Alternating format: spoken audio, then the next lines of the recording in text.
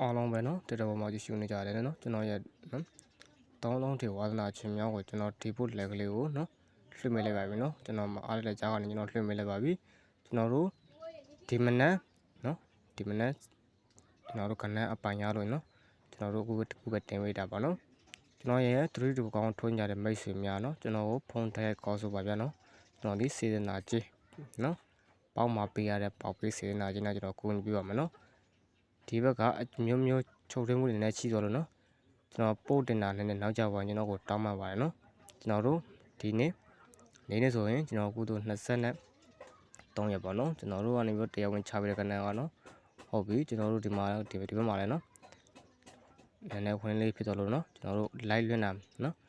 နောက်ကြတော့ကျွန်တော်တို့တောင်းပါတယ်နော်ကျွန်တော်3တူကောင်းမှာထွန်းရတဲ့မိတ်ဆွေများ